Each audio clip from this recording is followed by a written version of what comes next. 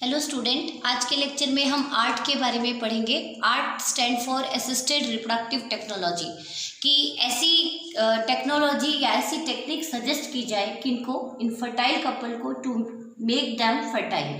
तो previous lecture में हमने इनफर्टिलिटी के बारे में पढ़ा था कि यदि 2 इयर्स तक अनप्रोटेक्टेड सेक्सुअल कोहैबिटेशन रखने के बाद भी कपल प्रोजेनी प्रोड्यूस नहीं कर पा रहे तो उनको हम किस कैटेगरी में रख देते हैं? Infertile, according to WHO, World Health Organization. फिर आपने पढ़ा था कि बहुत सारे रीज़न रिस्पॉन्सिबल होते हैं इनफर्टिलिटी के लिए। तो आज का जो टॉपिक है हमारे बोर्ड पॉइंट ऑफ व्यू से भी बहुत इंपॉर्टेंट है। डायरेक्टली 5 मार्क का क्वेश्चन कई बार पूछा गया है कि कोई ऐसी 5 टेक्निक सजेस्ट करें, टेक्नोलॉजी सजेस्ट करें जिससे हम इनफर्टाइल वन को फर्टाइल वन में कन्वर्ट कर सकें। तो 1 बाय 1 हम सारी टेक्निक्स डिस्कस करेंगे आज। सबसे पहले हम पढ़ेंगे जो बहुत ही कॉमन है, आप सुनते आए हैं, IVF, टेस्ट ट्यूब बेबी, कि क्या होता है टेस्ट ट्यूब बेबी प्रोग्राम, किस तरह से कौन से प्रोसीजर फॉलो होते हैं या किन के लिए ये बून है ये टेक्निक्स, कि किन कपल्स को सजेस्ट की जाती है। सेकेंड हम इसके अंदर पढ़ेंगे गिफ्ट, गैमेट इंट्राफैलोपियन ट्रांसफर। थर्ड पढ़ेंगे हम इसमें ICSI, intracytoplasmic sperm injection. Fourth हम पढ़ेंगे AI, आर्टिफिशियल इंसेमिनेशन, यदि मेल इम्पॉर्टेंट है, इंसेमिनेट नहीं कर पा रहा तो उस केस में AI। एंड यदि मदर का यूट्रस ही नहीं है, एहिस्टेरा है, यूट्रस एब्सेंट है, या फ्रीक्वेंट एबॉर्शंस हो रहे हैं, मिसकैरेजेस हो रही हैं, या फिर एंडोमेट्रोसिस, बहुत तेजी से एंडोमेट्रियम की फॉल डाउन हो रही है, कॉर्पस ल्यूटियम डिसऑर्डर है, कॉर्पस ल्यूटियम नहीं बन पा रहा तो उस केस में सरोगेसी सजेस्टेड। तो come over our first technique which is commonly said to be test tube baby. तो टेस्ट ट्यूब बेबी को हम टेक्निकली यदि साइंटिफिक पॉइंट ऑफ व्यू से कहें तो it include IVF and ET। IVF stand for in vitro fertilization. 2 term बार बार use होंगे आपके बायो में, एक इन विवो, एक इन विट्रो। जब कोई भी चीज़ नेचुरल कंडीशन में होती है, इनसाइड द बॉडी होती है या नेचुरल कंडीशन में होती है तो उसके लिए हम टर्म यूज़ करते हैं इन विवो।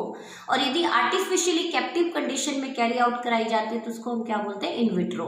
तो यहाँ पे मदर की बॉडी में फर्टिलाइजेशन नहीं हो रही, fertilization take place outside the female body, that's why we use term IVF। अब फर्टिलाइजेशन बाहर हुई है, एम्ब्रियो प्रोड्यूस हो चुके हैं, तो वापस से उस एम्ब्रियो को कहाँ ट्रांसफर किया जाएगा? या तो फेलोपियन ट्यूब में ट्रांसफर कराया जाएगा या फिर directly transfer to the uterus, and that technique is said to be ET। ET stand for embryo transfer. तो ध्यान से सुने, IVF stand for in vitro fertilization, means fertilization outside the female body. अब आपको ये तो पॉइंट क्लियर ही हो गया होगा कि फर्टिलाइजेशन कहाँ होती है बच्चों? फीमेल बॉडी में, फेलोपियन ट्यूब में। तो यदि किसी फीमेल के अंदर फेलोपियन ट्यूब ऑब्स्ट्रक्टेड है, ऑब्स्ट्रक्टेड का मतलब जाम है, उसमें फ्लूइड भरा हुआ है, तो देयर इज नो फर्टिलाइजेशन। या फिर हम कहें कि एक्टोपिक प्रेगनेंसी हो गई थी, इम्प्लांटेशन हो गया था फेलोपियन ट्यूब में और उसके फेलोपियन ट्यूब को कट करके निकाल दिया और अब उसको सेकेंड प्रेगनेंसी प्लान करनी है तो उसके फेलोपियन ट्यूब तो कट चुके हैं, तो उस केस में भी IVF सजेस्ट की जाती है।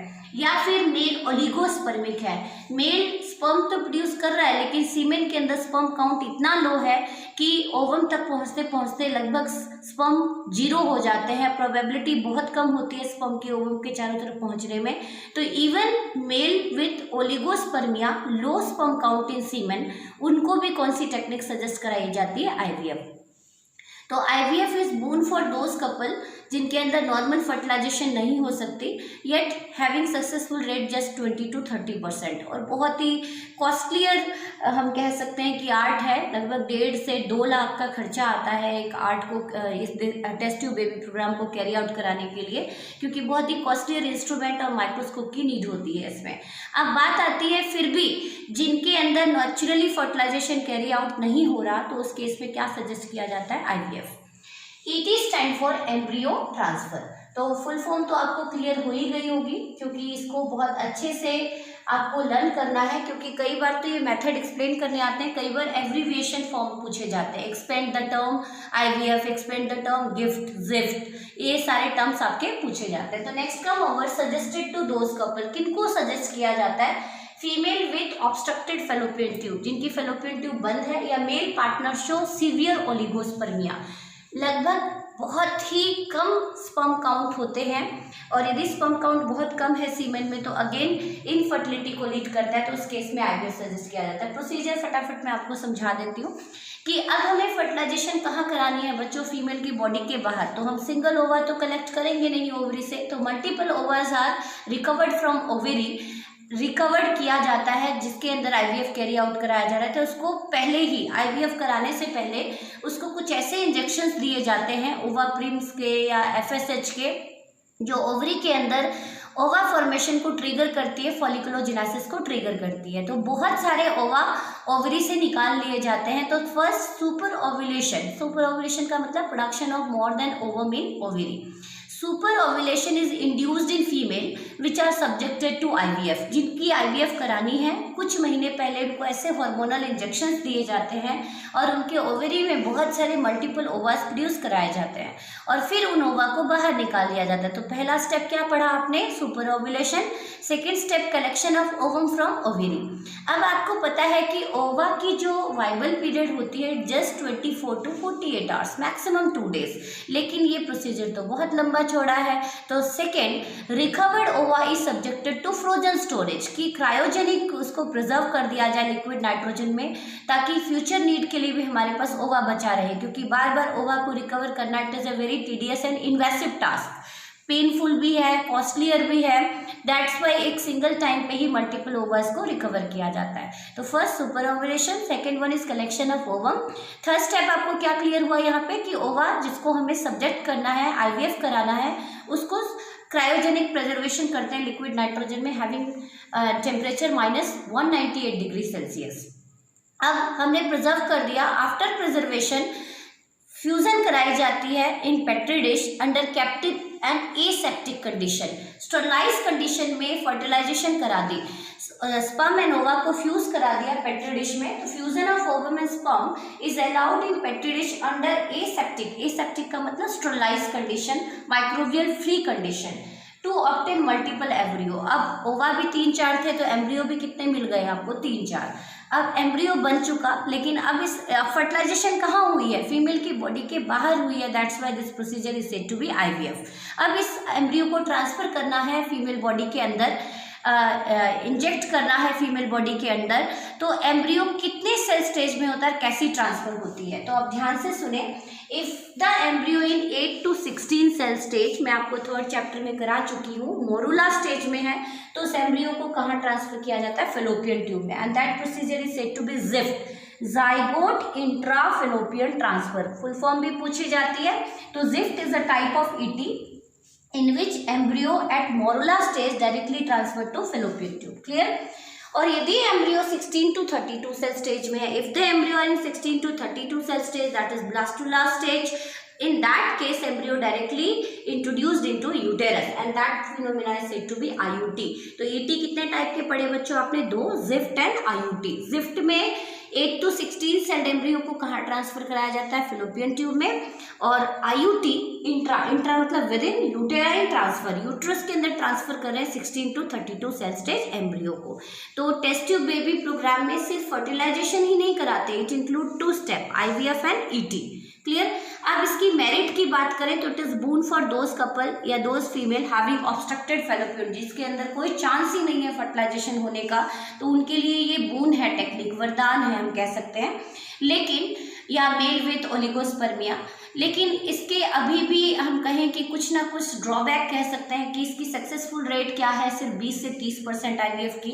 और दूसरा, ये बहुत ही कॉस्टली टेक्निक है, टेक्नोलॉजी इन्वॉल्व है इसके अंदर, तो सभी कपल्स इसको मतलब अफोर्ड नहीं कर सकते, अफोर्डेबल नहीं है। और तीसरा, आप देख रहे हैं कि जब एम्ब्रियो को ट्रांसफर कर रहे हैं तो इसके अंदर 2-3 एम्ब्रियो इंट्रोड्यूस इनटू यूट्रस और फेलोपियन ट्यूब, तो मल्टीपल मतलब हम कह सकते हैं मल्टीपल या बहुत सारे एक साथ 2-3 बच्चे पैदा हो सकते हैं। ये भी कहीं ना कहीं एक डीमेरिट कह सकते हैं IVF का, but it is boon for couple जिनके अंदर इनफर्टिलिटी है और फर्टिलाइजेशन नेचुरली कैरी आउट नहीं करा जा सकती।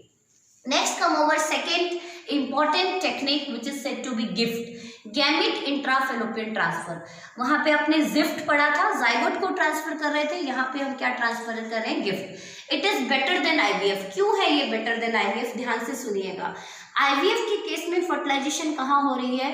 Outside the female body, that is in artificial condition, captive condition और aseptic condition. But in case of gift, here gamete directly transferred to the fallopian tube and fertilization carry out in a fallopian tube, that is in vivo condition, in natural condition within the female body. अब थोड़ा सा यहाँ पे gift के बारे में क्या method थोड़ा अनएथिकल मानते हैं हम अपने इंडिया में, क्योंकि गिफ्ट यहाँ पे जो गैमेट लिया जा रहा है किसी डोनर से लिया जाता है. इसका मतलब जो बच्चा होने वाला है उसके अंदर जेनेटिकली ट्रेट किसके आएंगे? डोनर के. जैसे आपने मूवी देखा है विकी डोनर कि वो स्पर्म डोनेट करता है, हेल्दी स्पर्म डोनेट करता है. उसी तरह से कोई भी रिलेटेड सिबलिंग से गैमेट ओवा लिया जाता है या स्पर्म लिया जाता है जहाँ पे फीमेल या मेल अपना गैमेट प्रोड्यूस नहीं कर पा रहे, या गैमेट प्रोड्यूस तो हो रहे हैं डिफेक्टिव है, या बहुत ही स्ट्रेसफुल लाइफ है और बहुत एज निकल चुकी है, 50 एज हो चुकी है और वो कंसीव करना चाहती है, तो उस केस में मेल या फीमेल का कहे, क्योंकि जैसे जैसे एजिंग होती है वैसे वैसे गैमेट्स के अंदर डिफेक्ट्स आने शुरू हो जाते हैं. They are the progeny are more prone to genetic disorder और क्रोमोसोमल डिसऑर्डर. तो उस केस में गिफ्ट सजेस्ट की जाती है. And it is more trend in foreign और वेस्टर्न कंट्री, बट अपने इंडिया में अगेन इसको अब तक अनएथिकल माना गया है. तो आप ध्यान से सुने. सजेस्टेड टू दोज कपल इधर मेल और female not able to produce gamete, जो अपने गैमेट्स नहीं बना पा रहे, ना स्पर्म बना पा रहे ना ओवम बना पा रहे. इसका मतलब यहाँ पे गैमेट कौन दे रहा है? कोई भी डोनर दे रहा है. रिलेटेड डोनर भी हो सकता है, अनरिलेटेड भी हो सकता है. Procedure, it is more expensive and invasive procedure than IVF, but successful rate is more. IVF का सक्सेसफुल रेट कितना बताया मैंने आपको? 20 to 30. इसका सक्सेसफुल रेट है 30 to 40% because fertilization take place in vivo condition. Both sperm and ova are directly transferred to fallopian tube. एक तो multiple pregnancy होने के चांस नहीं होते. आईवीएफ में आप देख रहे हो मल्टीपल प्रेगनेंसी हो रही है, बहुत सारे सिबलिंग्स एक साथ पैदा हो जाते हैं. In vivo fertilization is carried out. But again India में इसको क्यों माना अनएथिकल? क्योंकि ट्रेड्स किसके आ रहे हैं? किसी अदर डोनर के आ रहे हैं. ये तो थी गिफ्ट की बात, लेकिन गिफ्ट को आज के टाइम पे बहुत ट्रेंड में, क्योंकि जैसे जैसे आज का ट्रेंड है, लाइफस्टाइल है, तो जनरली हेल्दी गैमेट को पेरेंट एक्सेप्ट करते हैं या डोनर से रिसीव करते हैं. तो next come over third method, ICSI. ICSI क्या होता है बेटा? Intracytoplasmic sperm injection. Before explaining this method मैं आपको टर्म में ही मीनिंग क्लियर करा देती हूँ. इंट्रा का मतलब with in, cytoplasmic sperm injection इसका मतलब स्पर्म को डायरेक्टली कहीं इंजेक्ट किया जा रहा है. किसके साइटोप्लाज्म में? ओवम के साइटोप्लाज्म में. अब क्यों जरूरत पड़ी डायरेक्टली इंजेक्ट करने की? 2-3 रीजन बता देती हूँ. या तो स्पर्म डिफेक्टिव है कि वो खुद पायर्स नहीं कर पा रहा ओवम की वॉल को, या स्पर्म काउंट लो है, या थर्ड हम कहें कि ओवा कैसा हो सकता है? डिफेक्टिव. अब या फिर कई बार क्या किया जाता है, जैसे कुछ मेल होते हैं कंजेनाइटल, उनके अंदर डिफेक्ट होते हैं. There is absence of vasa efferentia and vasa differentia by birth. तो जब इफ्रेंशिया एंड डिफरेंशिया एब्सेंट है मेल रिप्रोडक्टिव सिस्टम में, तो स्पर्म इजैकुलेटरी डक्ट तक पहुंचेगा ही नहीं. तो उस केस में स्पर्म को डायरेक्टली बाहर निकाला जाता है. कहाँ से? टेस्टिस से. और स्पर्म को डायरेक्टली इंजेक्ट कर दिया जाता है किसके अंदर? ओवम के अंदर. तो इक्सी का सक्सेसफुल रेट सबसे ज़्यादा है. तो अब ध्यान से सुने क्या होता है इक्सी में. तो it is suggested to male partner with congenital absence of vasa efferentia and deferentia, कि जब उसके मेल रिप्रोडक्टिव सिस्टम में ये 2 एसेसरी डक्ट है ही नहीं, तो there is no arrival of sperm in ejaculatory duct and semen is discharge without sperm. कह सकते हैं कि स्पर्म बाहर निकल ही नहीं रहे, तो directly sperm recovered from testis. Second, severe oligospermic male और प्रेजेंस ऑफ स्पर्म एंटीबॉडीज. हमने इनफर्टिलिटी में बताया था कि यदि सीमेन के अंदर स्पर्म एंटीबॉडीज हैं तो सभी स्पर्म क्या हो जाएंगे? किल्ड हो जाएंगे. That's why sperm is directly recovered from testis. Third आ जाता है male with defective female with defective ova. Zona बहुत थिक है कि स्पर्म उसको पैर से नहीं कर पाएगी. जोना पेलोसिटा आपने पढ़ा था, which is made up of glycoprotein, और इतनी थिकेंड है कि sperm not able to pierce, या स्पर्म के पास इतना हाइड्रोलिटिक एंजाइम नहीं है, जोना लाइसिन एंजाइम नहीं है कि वो उसको पायर्स कर सके. तो उस केस में भी इक्सी सजेस्ट की जाती है. फेलियर ऑफ आईवीएफ जब फेल हो जाता है तो उसके लिए भी इक्सी. तो इक्सी इज मॉडर्न आर्ट, हम कह सकते हैं आज के टाइम पे सबसे रिसेंट आर्ट है और सबसे अच्छी इसकी सक्सेसफुल रेट मानी गई है 40 to 60%. Next procedure, first sperm are collected from ejaculated semen. अब कहाँ कहाँ से स्पर्म को कलेक्ट किया जा रहा है? ध्यान से सुने. या तो जो सीमेन आया है उसमें से डायरेक्टली स्पर्म को पिक कर लिया, by TESE that is testicular sperm extraction, directly testis से एक्सट्रैक्ट कर लिया, और MESA microsurgical epididymal sperm aspiration. Epididymis आपने पढ़ा था, कैपुट, कॉर्पस एंड कोडा, 3 पार्ट पढ़े थे आपने। हाईली क्वाइल्ड पार्ट जहाँ पे स्पर्म मैचुरेशन जोन बोलते हैं जिसको, जहाँ पे स्पर्म मैच्योर होता है in the presence of spermatogenic chemical, तो वहां पर से डायरेक्टली स्पर्म को बाहर निकाल लिया जाता है। तो आप देख रहे हैं स्पर्म को या तो सीमेन से कलेक्ट किया, या डायरेक्टली टेस्टिस से, या directly microsurgical epididymal sperm aspiration, scrotum में थोड़ा सा कट लगा के डायरेक्टली स्पर्म को बाहर निकाल लिया जाता है। तो स्पर्म रिकवरी हो गई। तो फर्स्ट स्टेप आपको क्या क्लियर हुआ? स्पर्म रिकवरी, स्पर्म को रिकवर कर लिया। ओवम इज होल्ड, अब हमें डायरेक्टली स्पर्म को कहाँ डालना है? ओवम के साइटोप्लाज्म में, दैट इज इन ओवप्लाज्म। तो फर्स्ट हम ओवम को होल्ड करेंगे। अब होल्ड करना है तो वो खुद इतनी छोटी एंटिटी है तो उसको किसके अंडर होल्ड करते हैं? Hold via micropipette under high quality inverted operating microscope. Operating microscope के अंडर होल्ड कर लेते हैं, क्लियर दिखाई दे रहा है ओवम, और स्पर्म को with the help of micropipette directly injected into ooplasm. तो ये बहुत ही आपको सिंप्लीफाइड प्रोसीजर दिख रही है, लेकिन बहुत ही हम कहें कि एडवांस्ड इसके अंदर माइक्रोस्कोप, एडवांस इंस्ट्रूमेंट और ट्रेन प्रोफेशनल की रिक्वायरमेंट होती है।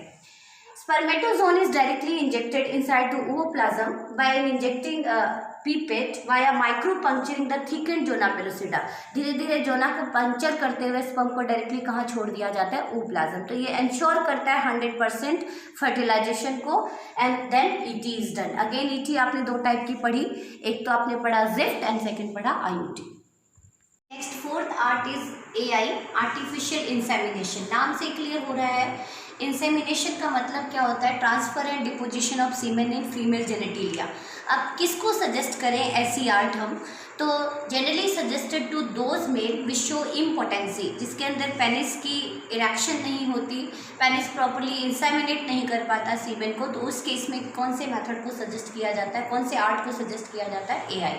तो it is suggested to those couple या those male and female important male जो इम्पोर्टेंसी शो कर रहे हैं, इंसेमिनेट नहीं कर पा रहे, ओलिगोस्पर्मिक मेल स्पर्म काउंट बहुत लो है सीमेन के अंदर, या female with severe hostile condition is cervix and vagina, कि मेल इंसेमिनेट तो कर पा रहे हैं लेकिन इतनी ज़्यादा हॉस्टाइल एडवर्स कंडीशन है, इतनी फैगोसिटिक एक्टिविटी है वजाइनल सेल की, सर्विकल म्यूकोसा की, सर्विकल सेल जहाँ पे कुछ मैक्रोफेजेस लोकेटेड होते हैं उनकी, कि वो सारे स्पर्म को इनगल्फ कर जाते हैं। तो उस केस में कौन सा आर्ट सजेस्ट किया जाता है? AI.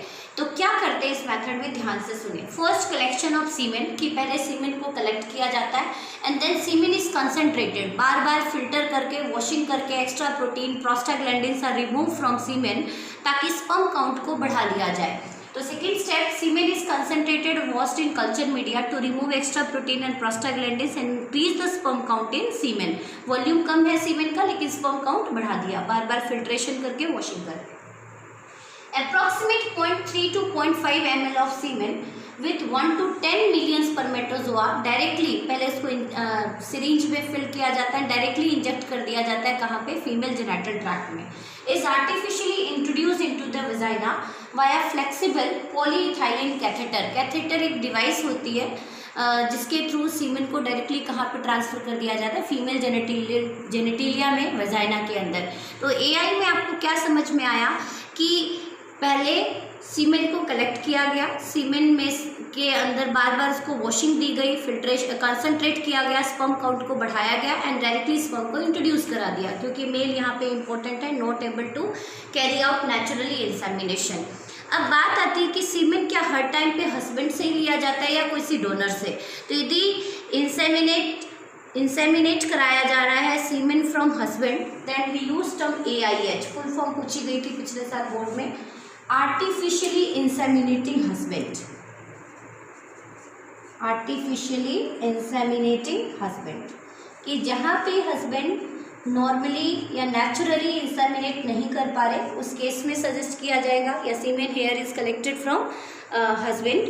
And AID, artificially inseminating donor, कि यहाँ पे सीमेन कहाँ से कलेक्ट किया जा रहा है? डोनर से। यदि स्पर्म सीमेन में स्पर्म काउंट भी लो है और स्पर्म बहुत डिफेक्टिव है तो उस केस में AIH स्पर्म को नहीं निकाला जाता या रिकवर कराया जाता हस्बैंड से, किसी भी हेल्दी डोनर से स्पर्म को ले लिया जाता है। तो it's successful rate is 60%। Next come over surrogacy. Last 8 हम पढ़ेंगे आज, और इस चैप्टर का भी लास्ट टॉपिक सरोगेसी क्या होती है। और बहुत ही ट्रेंड में आजकल आप देख रहे हैं कि बहुत सारे सेलिब्रिटीज़ भी सरोगेसी के थ्रू, जैसे रिसेंटली शिल्पा शेट्टी ने अपनी डॉटर किसके थ्रू रिकवर कराई है, सरोगेसी के थ्रू। तो क्यों आई ये मेथड? हालांकि सेलिब्रिटीज़ इसको मिसयूज़ भी कर रहे हैं, या बहुत सारे रिच लोग पुअर पीपल को एक्सप्लॉइट भी कर रहे हैं सरोगेसी के थ्रू। लेकिन सरोगेसी एक ऐसी आर्ट है जो किन फीमेल के लिए बोन है, फीमेल विथ ए हिस्टेरा, जिनकी यूट्रस ही नहीं है बाय बर्थ, या जिनके अंदर फ्रिक्वेंट एबॉर्शंस हो रहे हैं, बार बार एबॉर्ट हो जा रहा है, मिसकैरेजेस हो रहे हैं, एंड्रोमेट्रोसिस बहुत तेज़ी से एंड्रोमेट्रियम फॉल डाउन हो रहा है, या जिनका इरेगुलर मेंस्ट्रुअल साइकिल है, या मोस्ट इंपॉर्टेंट हम कहें तो दे सफ़र फ्रॉम सीरियस STD। हालांकि आजकल HIV मदर, इन्फेक्टेड मदर से भी हेल्दी बेबी को रिकवर कराया जा सकता है। लेकिन यहाँ पे आप ध्यान से सुने कि यदि इस तरह की कोई भी कॉम्प्लिकेशंस है मदर के अंदर और वो कंसीव नहीं कर पा रही, या कंसीव तो कर रही है लेकिन पूरे जेस्टेशन पीरियड को नहीं कैरी आउट करा रही, तो उस केस में क्या सजेस्ट कराई जाती है, सरोगेसी। तो here in surrogacy first healthy embryo, यहाँ पे फर्टिलाइजेशन कहाँ हो रही है बच्चों, जेनेटिक मदर के अंदर इन विवो कंडीशन में। Here healthy embryo is recovered from genetic mother, जो उसके मदर फादर हैं, तो जेनेटिक मदर से एम्ब्रियो को रिकवर कर लिया with the help of laparoscope. एक दूरबीन लगा हुआ इंस्ट्रूमेंट होता है, डायरेक्टली एम्ब्रियो को रिकवर कर लिया फिलोपियन ट्यूब से। Now embryo is subjected to frozen storage, जब तक कि हमें कोई सरोगेट मदर ना मिल जाए properly. And after that IUT is done, intra uterine transfer, कि इस हेल्दी एम्ब्रियो को डायरेक्टली कहाँ इंट्रोड्यूस करा दिया जाता है, नॉन जेनेटिक मदर के यूट्रस में, जहाँ पे उसके जेस्टेशन पीरियड को कैरी आउट कराना है till parturition under whole legalized procedure. मतलब जो ये पूरा का पूरा प्रोसीजर चलता है पूरा लीगलाइज्ड होता है, कि जो वो बच्चा पैदा होने वाला है, प्रोजेनी जो आने वाली है, उसके ऊपर कंप्लीट 100% राइट किसका होता है, इसके जेनेटिक मदर फादर का, ना कि सरोगेट मदर का। तो here other mother uterus are used to rear the embryo, जिनकी मदर का यूट्रस वीक है या यूट्रस है ही नहीं, तो it is boon for those female जिनके अंदर फ्रीक्वेंट एबॉर्शंस हो रहे हैं, हिस्टेरिक कंडीशन है। तो ये थी हमारी कुछ इंपॉर्टेंट आर्ट, तो आप फोकस कीजिएगा सबसे इम्पॉर्टेंट तो इनकी एब्रीविएशन पे, एंड देन किस किस को सजेस्ट की जाती है और क्या इनकी प्रोसीजर है। Thank you.